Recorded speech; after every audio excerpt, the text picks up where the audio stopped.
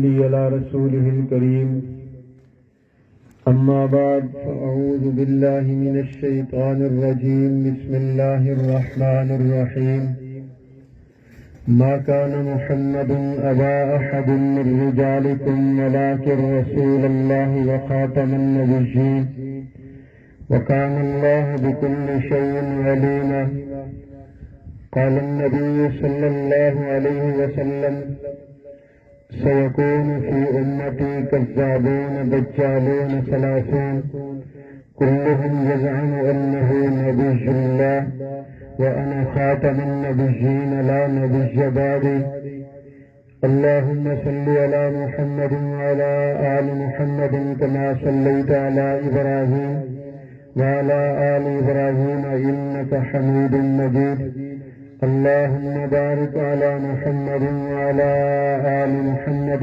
كما باركت على إبراهيم وعلى آل إبراهيم إنك حميد مجيد ذی وقار حضرات علماء کرام، معزز و محترم سامعین کرام، میرے محترم بزرگوں، بھائیوں، نوجوان ساتھیوں، عالمی مجلس تحفظ ختم نبوت کے زیر اہتمام آج ضلع حویلی کے کہوٹہ شہر میں ختم نبوت کانفرنس کے انعقاد پر اپنی تمام جماعت کے ذمہ داران، عاشقان رسول اور سرفروشان اسلام کو بالعموم اور اپنے میزبان محترم ناظم عمومی عالمی مجلس تحفظ ختم نبوت آزاد کشمیر جناب حضرت مولانا عادل خورشید صاحب دعوت فیوزہم، امیر عالمی مجلس تحفظ ختم نبوت آزاد کشمیر جناب حضرت مولانا امین الحق فاروقی صاحب دعوت فیوزہم، اور آج کی محفل کے مہمان خصوصی قائد کشمیر، قائد جمعیت جناب حضرت مولانا سعید یوسف صاحب دامت برکاتہم کی موجودگی میں اللہ رب العزت کا شکر گزار ہوں۔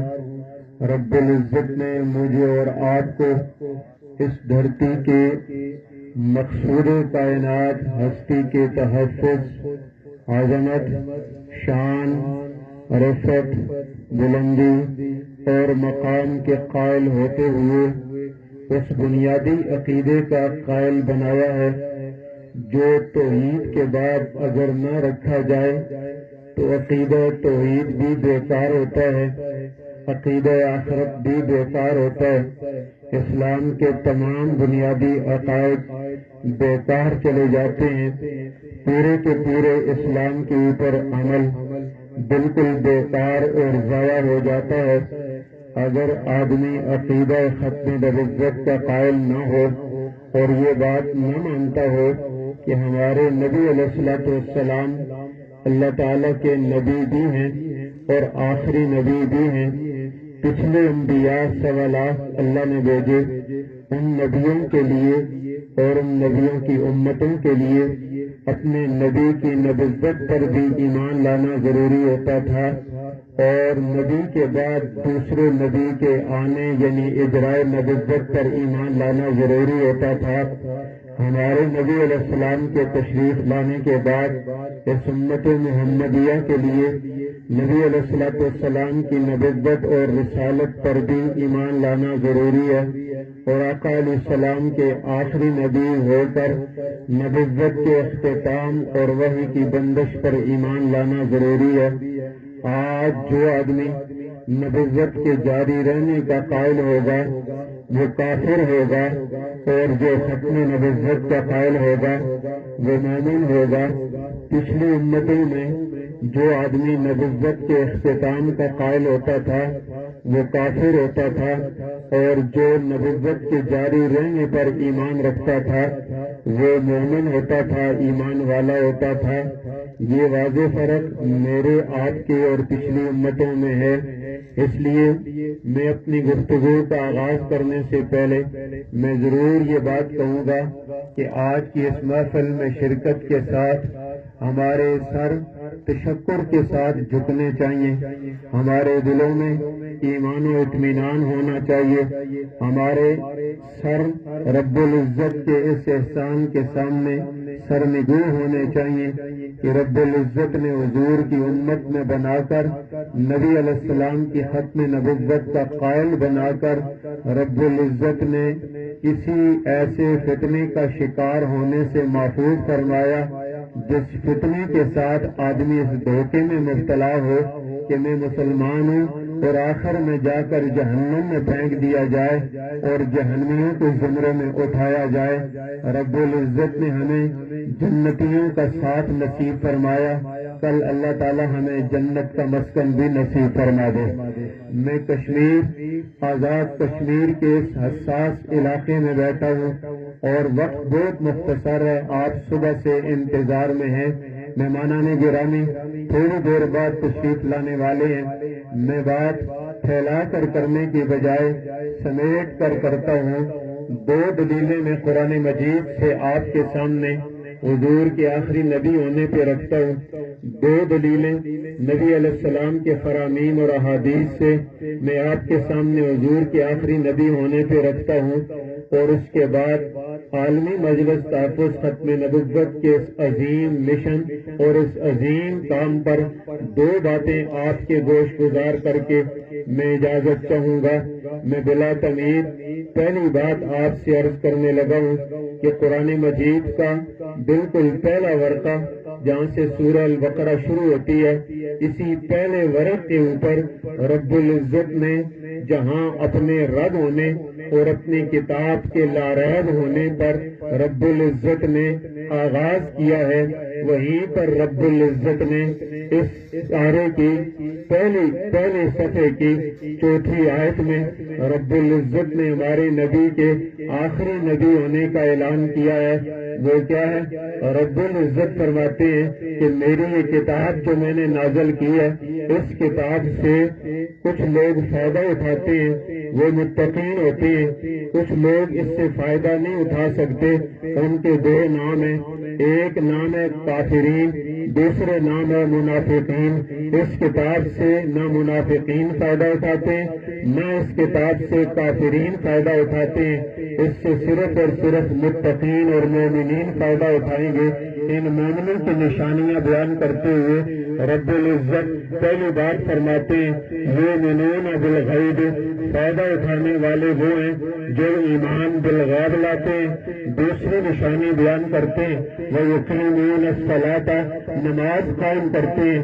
تیسری نشانی بیان کرتے ہیں وَمِمَّا رَزَقْنَاهُمْ يُنْفِقُونَ، مومن وہ ہوتے ہیں جو ہمارے دیے ہوئے میں سے خرچ کرتے ہیں، زکوٰۃ دیتے ہیں، عشر دیتے ہیں، صدقہ کرتے ہیں، خیرات کرتے ہیں، عطیہ دیتے ہیں، غریبوں کی مدد کرتے ہیں۔ یہ کہنے کے بعد چوتھی نشانی میرے اللہ فرماتے ہیں کہ ایمان والے، قرآن سے فائدہ اٹھانے والے وہ ہوتے ہیں جو ختم نبوت پہ ایمان لاتے ہیں۔ ختم نبوت پر ایمان لانے کے لیے رب العزت نے جو عنوان اختیار کیا وہ یہ ہے والذین یؤمنون بما انزل الیک وما انزل من قبلک، مومن وہ ہوگا، متقی وہ ہوگا، جنتی وہ ہوگا جو ان کتابوں پر بھی ایمان لائے گا جو میرے نبی محمد سے پہلے نازل ہوئی ہیں، اور مومن متقی وہ ہوگا جو اس کتاب پر بھی ایمان لائے گا جو کتاب محمد الرسول اللہ پہ نازل ہوئی ہے۔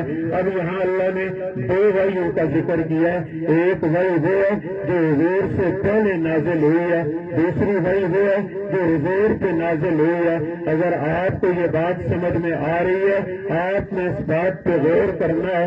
اگر حضور کے بعد کوئی اور وحی آنا ہوتی، حضور کے بعد کسی اور نے نبی بننا ہوتا، تو رب العزت ضرور فرماتے کہ مومن وہ ہوتے ہیں جو پچھلی وحی پر بھی ایمان لاتے ہیں، اس وحی پر بھی ایمان لاتے ہیں، اس کے بعد والی وحی پر بھی ایمان لاتے ہیں۔ رب العزت نے دو وحیوں کا ذکر کر کے بات ختم کر دی ہے، فرمایا جو حضور کی وحی پر بھی ایمان لاتے ہیں، حضور سے پہلے پہلے آنے والے بھائیوں پر بھی ایمان لاتے ہیں اور حضور کے بعد کوئی بھائی آنا نہیں ہے، اس لیے ہم نے اس کا تذکرہ کرنا نہیں ہے۔ قرآن مجید کا یہ پہلا صفحہ بتا رہا ہے جو ختم نبوت پر ایمان لائے وہ مومن ہوتا ہے، اور جو ختم نبوت کو نہ مانے وہ مومن نہیں، کافر بھی ہوتا ہے، جہنمی بھی ہوتا ہے۔ یہ پہلی دلیل میں نے ذکر کی۔ دوسری دلیل میں آپ کے گوش گزار کرتے ہوئے حدیث پاک پہ جانا چاہتا ہوں۔ دوسری دلیل سورۃ الاحزاب ہے، 22واں پارہ ہے۔ اللہ رب العزت فرماتے ہیں ما کان محمد ابا احد من رجالکم ولکن رسول اللہ وخاتم النبیین۔ لوگوں سن لو، میں محمد کے میرے محمد کے امت والوں اور میرے بندے سن لو، قرآن مجید تم پہ نازل ہوا ہے اور قرآن مجید پڑھنے والوں سن لو، ما کان محمد ابا احد من رجالکم، محمد صلی اللہ علیہ وسلم تم بالغ مردوں میں سے کسی بالغ آدمی کے والد نہیں ہیں۔ اللہ تعالیٰ نے محمد کو 3 بیٹے اور 4 بیٹیاں عطا کی، 4 بیٹیوں کو بالغ کر کے صاحب اولاد بنایا ہے، لیکن 3 بیٹوں کو اللہ تعالیٰ نے نابالغی کے اندر وفات عطا کی ہے۔ پہلے بیٹے کا نام قاسم ہے، دوسرے بیٹے کا نام عبداللہ طاہر و طیب ہے، اور تیسرے بیٹے کا نام ابراہیم ہے۔ یہ تینوں بیٹے حضور کے نابالغی کے اندر فوت ہو گئے، کوئی بیٹا بلوغت کو نہیں پہنچا۔ اب جو بالغ مرد مدینے میں نظر آتے ہیں، مدینے میں پھرنے والے بالغ مرد، حضور کی صلبی اولاد نہیں ہے۔ قیامت تک آنے والی امت حضور کی روحانی اولاد ہوگی، حضور ان کے روحانی والد ہوں گے، حضور کی ازواج مطہرات ان کی روحانی والدہ ہوگی، امہات ہوگی، ماں ہوگی، اور ساری کی ساری امت حضور کی ازواج کے اولاد روحانی ہوگی۔ لیکن محمد صلی اللہ علیہ وسلم کے بالغ مردوں میں کوئی سنتی اولاد میں بالغ مرد نہیں ہے۔ البتہ اگلی بات فرمائی ولیکن رسول اللہ، اب 3 سکتے ذکر کیے اور بات ختم کر دی ہے۔ فرمایا ولیکن رسول اللہ، محمد اللہ کے رسول ہیں، وخاتم النبیین، اور رسول ہی نہیں ہے، پہلے 313 رسول بھی آئے ہیں، ان رسولوں کے بعد بھی رسول آتے رہے ہیں، لیکن محمد ایسے رسول ہیں جن کے بعد ہم نے کوئی اور رسول نہیں بھیجنا ہے۔ ہم نے نبوت کا سلسلہ ختم کر کے آپ کو خاتم النبیین بنا دیا ہے۔ آپ خاتم النبیین ہیں، آپ آخری نبی ہیں، آپ پر نبوت کا سلسلہ ختم ہے، آپ پر نبوت کا یہ سلسلہ بند ہو گیا ہے۔ اب اس کے بعد حضور علیہ السلام کا لقب نام تو محمد ہوگا، لقب رسول اللہ ہوگا، اور لقب خاتم النبیین ہوگا۔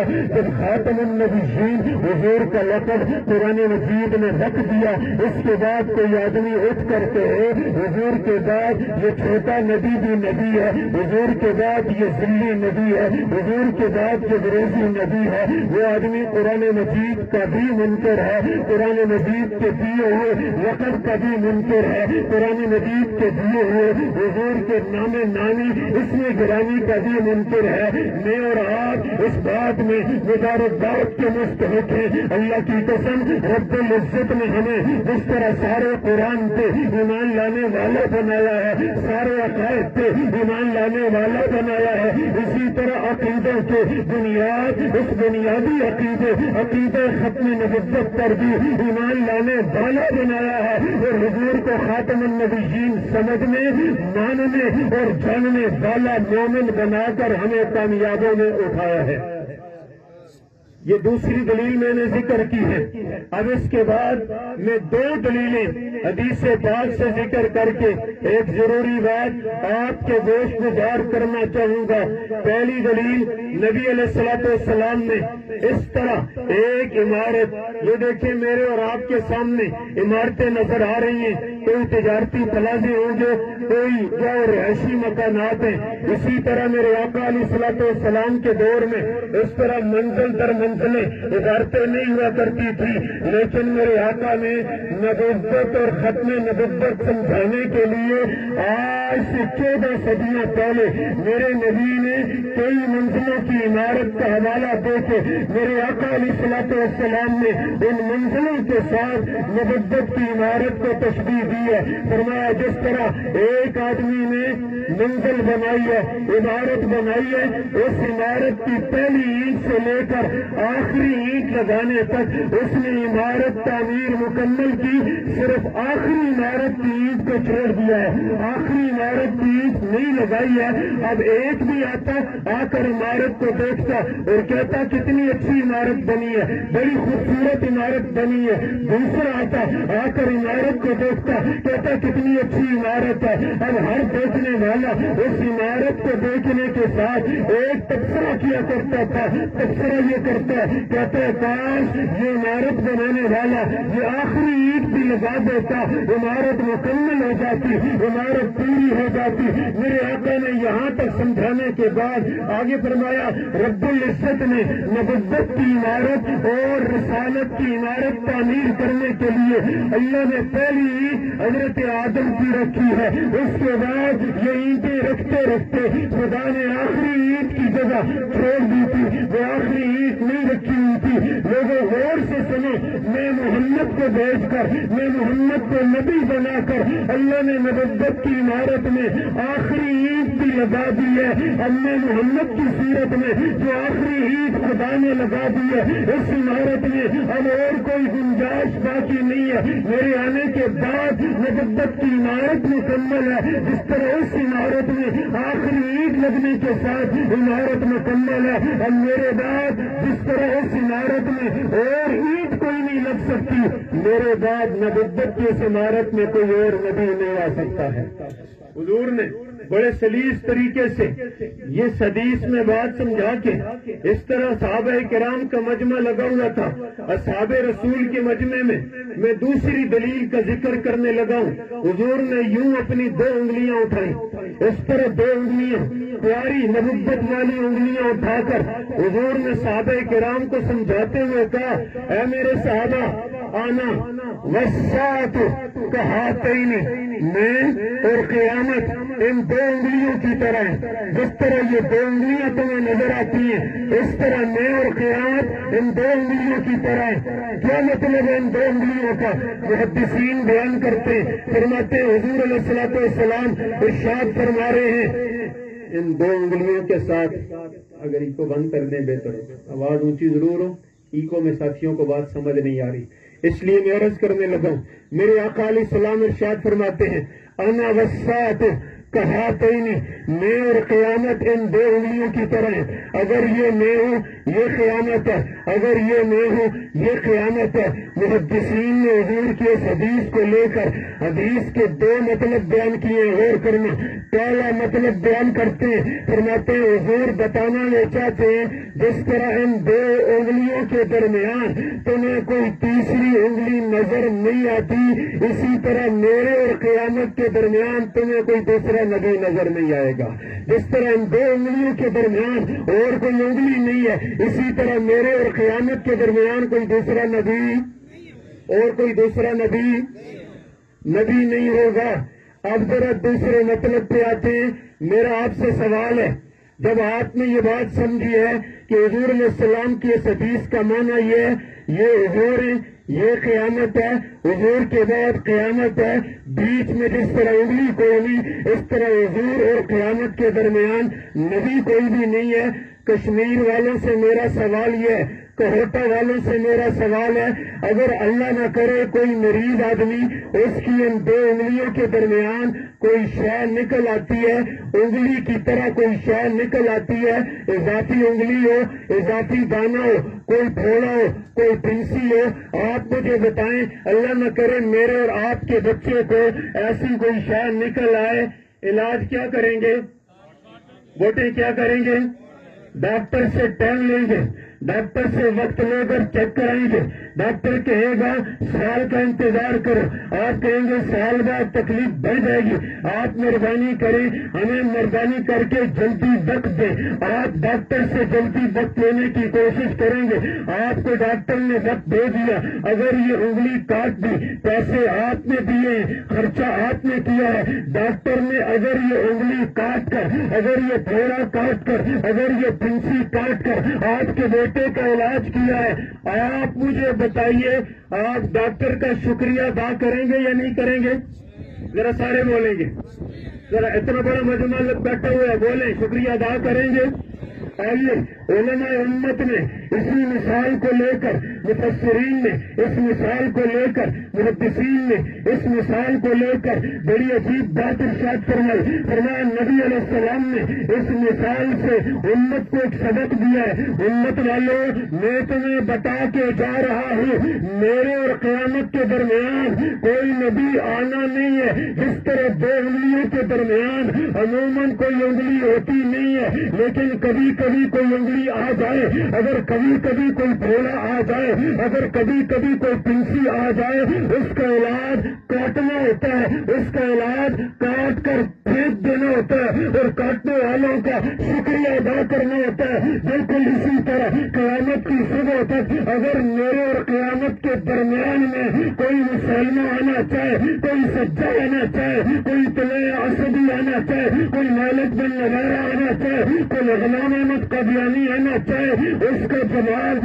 دلائل کے ساتھ نہیں دینا, اس کا جواب دلیلوں کے ساتھ مناظرہ نہیں ہے, اس کا جواب مبالغہ نہیں ہے, بلکہ اس کا جواب ایک ہی ہے. جس طرح انگلی کو آپریشن کر کے کاٹا جاتا ہے, کاٹ کے پھینکا جاتا ہے, اسی طرح جھوٹے مدعی نبوت کا سر قلم کر کے مجاہد اپنا سینہ تان کے کہا کرتا ہے تاجدار ختم نبوت, سینہ تان کے کہا کرتا ہے تاجدار ختم نبوت. میں نے اپنے نبی کا سینہ ٹھنڈا کیا ہے. کیوں؟ میرے نبی 14 صدیاں پہلے بتا کے گئے ہیں جو نبوت کا دعویٰ کرے وہ بھی کذاب ہے, جو اس کا بات مانے وہ بھی کذاب ہے. لیکن یہ ایک بات اور ہے, میرے آقا بتا کے گئے, فقہا نے سمجھا دیا ہے, فقہ اسلامی نے یہ بات بتا دی ہے. پھر غور کرنا, دنیا کے باقی جتنے عقائد ہیں ان عقائد میں اگر آدمی دلیل مانگے, دلیل مانگنے والا کافر نہیں ہوتا جب تک مانے نہ, جب تک عقیدہ چھوڑے نہ. لیکن ختم نبوت کے اوپر دلیل مانگنا, ختم نبوت کے مسئلے میں جھوٹے مدعی نبوت سے خالی دلیل مانگنے سے, اگرچہ کوئی آدمی نہ مانے, اگرچہ اس کا کلمہ نہ پڑے, خالی دلیل مانگنے کے ساتھ بندہ دار اسلام سے خارج ہو جاتا ہے. خالی دلیل مانگنے کے ساتھ. کیوں؟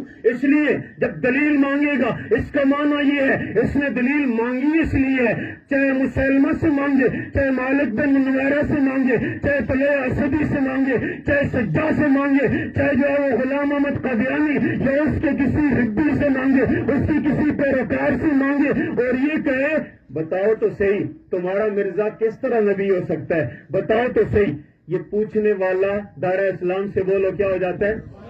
کلمہ پڑا نہیں ہے, ابھی کلمہ پڑا نہیں ہے, مرزے کو مانا نہیں ہے, لیکن اس دلیل مانگنے کے ساتھ یہ کافر ہے. کیوں کافر ہے؟ علماء فرماتے ہیں اس لیے کافر ہے کہ ختم نبوت کو ماننا بھی ضروری ہے, اور اگر اس میں شک پیدا ہو جائے, شک بھی کفر ہے. دلیل مانگنے والے نے کیوں مانگی ہے؟ جب اس کو ختم نبوت پہ کیا پیدا ہوا ہے؟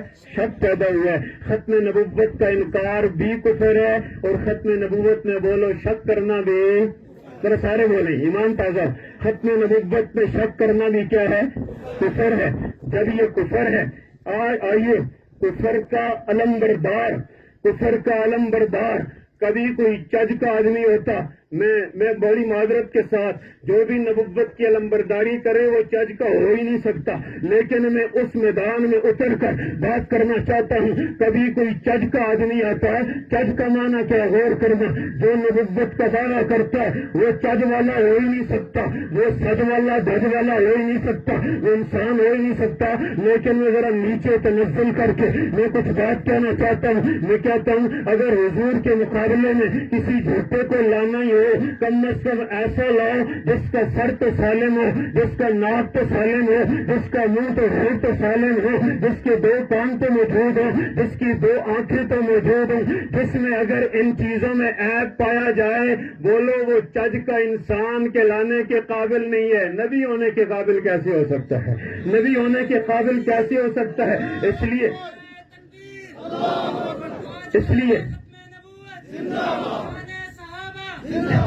چج کا آدمی، چج کے آدمی کے لیے میں جو بات کہنے لگا غور کرنا، ایک وہ ہے اللہ کی قدرت، غور کرنا زخمی گھٹنا بھی ہو سکتا ہے، زخمی مونڈا بھی ہو سکتا ہے ادھر سے آدمی اندر چھاتی سے کہیں زخم ہو لیکن کپڑے اوپروں چھپ جائیں، پیشانی میں پیچھے پیٹھ میں کوئی ایسا عیب ہو کپڑے پہنے ہوئے چھپ جائے، خدایا تیری قدرت پہ قربان جائیں، تیرے نبی مصطفیٰ کے معجزوں پہ قربان جائیں، ربا تو نے ان مرزائیوں کے اس فتنے کے بانی کو ایسا عیب عطا کیا ہے، ایسا عیب لگایا ہے جو عیب کبھی چھپ سکتا ہی نہیں ہے، تو نے یہاں لگایا ہے جو آنکھوں سے بہنگا ہے، جو آنکھوں سے کانا ہے، ایک آنکھ چلتی ہے ایک آنکھ معاف ہے، یہ خود پتہ چل رہا ہے جس کی آنکھیں سالم نہیں ہے وہ چج کا انسان ہونے کے لائق نہیں ہے، نبی ماننے کے لائق کیسے ہو سکتا ہے؟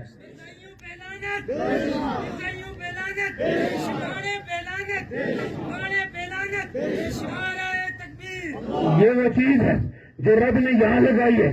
اگلی وہ چیزیں جو اس ظالم نے اپنی کتابوں میں خود لکھی ہیں، چور چوری کرتا ہے تو چوری چھپتی نہیں، قاتل قتل کرتا ہے، قتل کبھی چھپتا نہیں، زہر ہوتا ہے، خدا نے اپنے ہاتھوں سے اس سے زہر کروایا۔ غور کرنا، 2-3 مثالیں دیتا ہوں، مجھے پتہ ہے میرا وقت تھوڑا ہے، میں بات ختم کرنے لگا ہوں۔ میں کہتا ہوں اس ظالم نے ادھر نبوت کا اعلان کرتا ہے اور کہتا ہے جو میرا کلمہ نہ پڑھے، میرا کلمہ نہ پڑھنے والے کافر بھی ہیں، کنجریوں کی اولاد بھی ہیں، لیکن ادھر سے خدا اپنے ہاتھوں سے کیا لکھواتا ہے؟ کہتا ہے کئی دفعہ ایسا ہوا، غور کرنا کشمیر والوں، میں کشمیر پر بھی آتا ہوں، کشمیر والوں کی ذمہ داری ہم ابتداد والوں سے زیادہ ہے، ہم جو پشاور والوں سے زیادہ ہے، میں اس طرف بھی آتا ہوں، اس لیے میں کہنے لگا ہوں کہ کہتا ہے اپنے ہاتھوں سے خدا نے لکھوایا اور خدا نے اس کو آگے پھیلایا۔ کہتا ہے کئی دفعہ ایسا ہوا کہ مجھے گڑ کھانے کا شوق تھا اور بٹوانی کرنے کے لیے میں اپنے جیب میں پیشاب کی تکلیف تھی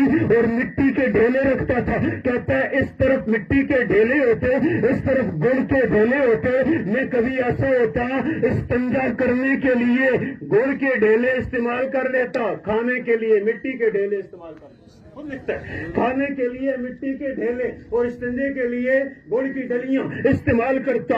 کہتا کبھی ایسا ہوتا میں قمیض پہنتا، یہ والا بٹن میں غلطی سے اوپر باندھ دیتا، اوپر والا بٹن نیچے باندھ دیتا۔ اور اس سے اگلی بات کہو، کہتا ہے کئی دفعہ ایسا وہ خود لکھ رہا ہے، خدا تعالیٰ کتنا قادر ہے، میرے نبی کے معجزے آج بھی زندہ ہیں، رب العزت نے اپنے ہاتھوں سے کیا کیا باتیں کہلوائی ہیں۔ کہتا ہے کئی دفعہ ایسا ہوا دروازے پہ دستک ہوئی، میں سر ننگا بیٹھا ہوا تھا، سر ننگا تھا، دروازے پہ دستک ہوئی، کوئی مہمان آیا، اس مہمان کو ملنے کے لیے جب میں باہر جانے لگا اور کچھ نہ ملا، میں نے جلدی سے ایک رومال، جلدی سے ایک کپڑا اپنی وہاں چادر سے ٹنگنی سے اتار کر جلدی سر پہ باندھ کے باہر چلا گیا اور باہر مہمان کو جا کر پوچھنے لگا۔ بات چیت کے دوران مہمان نے کہا یہ سر پہ کیا باندھا ہوا ہے؟ جب سر سے اتار کے دیکھتا بیوی کی سلوار ہوتی، سر سے اتار کے دیکھتا بیوی کی سلوار ہوتی۔ میں عرض کرتا ہوں یہ عیب تو انسان کے اپنے ہاتھ میں ہوتے ہیں، لیکن جو اتنے بڑے منصب پہ حملہ کرے خدا ذلیل بھی ایسے ہی کیا کرتا ہے یا نہیں کیا کرتا؟ آئیے میں بات کہنے لگا ہوں اور بات کو 5-7 منٹ میں ختم بھی کرتا ہوں۔ میں عرض یہ کرنے لگا ہوں، آئیے آپ سے میں ایک بات کہنے لگا ہوں، غور کرنا، میری اور آپ کی ذمہ داریاں بڑھتی کس طرح ہیں۔ 2 باتیں کہوں گا، دونوں الگ الگ کہوں گا۔ پہلی بات یہ کہنے لگا ہوں، پہلی بات یہ کہتا ہوں کہ پاکستان میں 2 مقام ایسے ہیں، یہ بہت شارٹ کہوں گا، آج تفصیل اس کو کھولتا نہیں۔ پاکستان میں 2 جگہ ایسی ہیں جن جگہوں کے رہنے والوں کا مرزائیت کے فتنے کے خلاف اٹھنا زیادہ ضروری ہے، اٹھنا تو سارے پاکستان، ساری دنیا کو چاہیے، لیکن پاکستان میں 2 جگہ ایسی ہیں، توجہ ہے، کتنی جگہ؟ دو جگہ ایسی ہیں، میرا دعویٰ یہ ہے، میں نے جتنا ختم نبوت کو پڑھا ہے، پاکستان میں دو جگہ ایسی ہیں جن کی ذمہ داریاں ڈبل ہیں۔ ایک جگہ میں بھی قرآن میں تعریف ہوئی ہے، دوسری جگہ میں احادیث معتبرہ میں تعریف ہوئی ہے، اس وجہ سے ان دونوں کی ذمہ داری بڑھ جاتی ہے۔ پہلی جگہ جہاں قرآن میں تعریف ہوئی ہے اس کا نام نیچے دریا جاتا ہے، اوپر سے پہاڑی ہے، ادھر سبزہ ہے۔ پاکستان بننے کے وقت انہوں نے اس جگہ کا انتخاب کر کے اس جگہ کا نام چنوٹ کے قریب کی اس بستی کا نام ربوہ رکھ کے قرآن مجید کی سورۃ المومنون 18ویں پارے کی آیت میں تعریف کر کے اس کا نام ربوہ رکھا۔ ہمارے علماء کی محنتوں سے اس کا نام بدل کر چناب نگر ہوا۔ لہذا جو لوگ پرانے ربوہ چنوٹ اور اس کے ارد گرد رہتے ہیں ان کی ذمہ داری اس لیے بڑھ جاتی ہے کہ انہوں نے قرآن میں تعریف کر کے وہاں اپنا مرکز بنایا۔ بولو وہاں رہنے والوں کی ذمہ داریاں ختم نبوت کے لیے بولو بڑھ جاتی ہے کہ نہیں؟ ذرا سارے بولیں، ذرا سارے، بات آپ پہ آنے لگی ہے اس لیے بولیں بڑھ جاتی ہے۔ آپ چنوٹ والوں کے بارے میں یہ کہیں گے، آپ سابقہ ربوہ موجودہ چناب نگر کے بارے میں یہ بات کہیں گے، اگر یہ کہیں گے تو آئیے تو پھر میں کہوٹا کشمیر کے ان 10 ضلعوں کے بارے میں کہنے لگا ہوں۔ ان کی ذمہ داری صوبہ خیبر پختونخوا، صوبہ پنجاب، صوبہ بلوچستان اور صوبہ سندھ اور گلگت بلتستان سے زیادہ بنتی ہے کہ یہ ختم نبوت کے لیے محنت زیادہ کریں، یہ کوشش زیادہ کریں۔ ان کی ذمہ داری ڈبل ہے، ہماری ذمہ داری سنگل ہے۔ وہ کس طرح غور کرنا، مرزا قادیانی کی روحانی خزائن کتابوں میں یہ بات لکھی ہوئی ہے، اس نے 4 دعوے کیے ہیں، تفصیل میں نہیں جاتا۔ ان 4 دعووں میں ایک دعویٰ ہے مجدد، دوسرا دعویٰ ہے جامع مجتہد، تیسرا دعویٰ ہے مسیح موعود، چوتھا دعویٰ ہے ذیل بروزی نبی، پھر دعویٰ ہے خاتم النبیین آخری نبی۔ ان میں سے اس کا دعویٰ مسیح موعود ہونے کا ہے، اور پھر جب مسیح موعود ہونے کا دعویٰ ہوا اس سے پوچھا گیا مسیح تو عیسیٰ جو آسمانوں پہ آئیں گے، کشمیر والوں تمہارے ایمانوں پہ حملہ کرنے کے لیے اس ظالم نے لکھا کہ نہیں عیسیٰ فوت ہو گئے۔ پھر پوچھنے والوں نے کہا عیسیٰ فوت ہو گئے، ان کی قبر کہاں ہے؟ علماء بتائیں گے اس نے کیا کہا کہ عیسیٰ علیہ السلام کی قبر کشمیر میں ہے۔ کہاں ہے؟ یہ تحریف اس نے کس میں کی ہے؟ احادیث میں کی ہے یا نہیں کی ہے؟ قرآن مجید کی بھی تفسیروں میں اس نے تعریف کی ہے۔ کیوں قرآن مجید کی تفسیریں کہتی ہیں ہم نے بررفع اللہ، اللہ نے عیسیٰ علیہ السلام کو زندہ اٹھایا ہے۔ احادیث کہتی ہیں وہ قیامت کے قریب واپس آئیں گے۔ اس ظالم نے جب تحریف کی ہے، تحریف کے لیے آپ کے خطے کا انتخاب کیا ہے، بولو اس تحریف کے خلاف آپ کا اٹھنا زیادہ ضروری ہے یا نہیں ہے؟ بولیے گا میرے ساتھ یہ وعدہ کریں حضرت مولانا امین الحق فاروقی صاحب کو آج سے 19 سال پہلے ان کے مدرسے کے 5 طلباء کی شہادت زلزلے کے موقع پہ میں نے کالی داڑھی کے ساتھ دیکھا ہے، میں نے اس حالت میں دیکھا ہے، تعزیت کے لیے ان کے ادارے میں آنا ہوا۔ آج مولانا عادل خورشید مجھے آپ کی بتائیں یہ ذمہ داری صرف ان علماء کی ہے، صرف حضرت کی ہے، صرف حضرت مولانا سید یوسف کی ہے، حضرت مولانا عادل خورشید کی ہے یا میری اور آپ کی بھی ہے؟ بولیں گا آج کے بعد دست و بازو بنے گے انشاءاللہ۔ آئیے دوسری اور عورتوں حق اس لیے بھی زیادہ بنتا ہے، آپ کا حق اس لیے بھی زیادہ بنتا ہے، ہم پورے ملک میں جس ہستی کے قول سنا کے، جس ہستی کی باتیں سنا کے کہتے ہیں آج ختم نبوت کی ساری محنت ایک ہستی کی محنت ہے جس نے یہ کہا تھا کہ جو ختم نبوت کی محنت نہ کرے اس سے گلی کا کتا بہتر ہے۔ ایک ہستی نے کہا تھا جو ختم نبوت کا کام نہ کرے گلی کا کتا اس سے، اور پھر یہ کہا جو آدمی ختم نبوت کا کام کرے مجھ سے لکھوا لے، نام میں بعد میں لیتا ہوں جان کے نہیں لے رہا، مجھ سے لکھوا لے، میں رسول اللہ کی شفاعت کا پروانہ اس کو حضور کے ہاتھوں سے دلواؤں گا، میں اس کو حضور کی شفاعت کا پروانہ دلاؤں گا۔ اور تیسری بات کہتا ہوں، جس ہستی نے ختم نبوت کا کام شروع کیا وہ ہستی وہ تھی جس کو روزانہ رسول اللہ کی خواب میں زیارت ہوا کرتی تھی روزانہ، اور وہ ہستی بالکل آخری بات ہے باول پور کی عدالت میں کھڑی تھی. اس ہستی نے بہت تفصیلی واقعے ٹائم نہیں ہے، جس وقت مرزائیوں نے گالی گلوچ شروع کی، انہوں نے کہا جج صاحب ہٹ جاؤ، ان کو ذرا آگے آنے دو، ان کو بلاؤ اور ان کو کہو اگر میں اسی عدالت میں مرزا قادیانی کو جہنم میں جلتا دکھا دوں تم مان لینا، نہ دکھا سکوں میں مان لوں گا. جب یہ کہا وہ نہ آ سکے تو ہمارے ایک ساتھی حضرت کے ایک شاگرد نے عجیب بات کی، اس نے کہا حضرت آپ نے بڑی بات کر دی، اگر وہ آ جاتے تو پھر آپ کیا جواب دیتے؟ حضرت مولانا سید انور شاہ صاحب اگلا جملہ آپ کہیں گے کہاں کے تھے؟ بولو کہاں کے تھے؟ کشمیر جز بن گیا، ان کے نام کا جز بن گیا. اگر ہم ساری دنیا میں علامہ کشمیری کو کشمیر سے پہچانتے ہیں، اگر کشمیر میں ختم نبوت کا کام نہ ہو، بولو حضرت انور شاہ آپ کا گریبان پکڑیں گے یا نہیں پکڑیں گے؟ ہمارا پکڑیں گے یا نہیں پکڑیں گے؟ آئیے علامہ انور شاہ کے ساتھ ہم جنت میں جانا چاہتے ہیں، علامہ انور شاہ کی معیت میں ہم رسول اللہ کی شفاعت چاہتے ہیں، تو پھر میرے ساتھ کہیے گا انشاءاللہ اس کے بعد عالمی مجلس کا جو بھی منشور ہوگا ہم اس کا ساتھ دیں گے انشاءاللہ، دروس میں جائیں گے انشاءاللہ.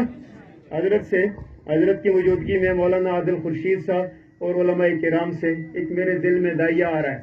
پشاور سے یہ بات چلی ہے، پورے ملک میں اور ہمارے صوبے میں کم از کم بڑی کامیابی سے جاری ہے. اگر علماء کرام اس پہ غور کریں گے، یہ میرا آج کا پہلا ہی سفر ہے ختم نبوت کے عنوان سے کشمیر کا، اس لیے میں کہتا ہوں اگر آج کے اس پروگرام کے بعد دوبارہ یہاں کا سفر ہو حضرات کا اور طے کر لیا جائے علماء کرام اپنی اپنی مسجدوں کے ڈیٹے دے کر، میں اللہ کی قسم کھا کر کہتا ہوں ہم نے ختم نبوت کا نام لے کر کسی بھی مسلک کے کسی عالم کو فون کیا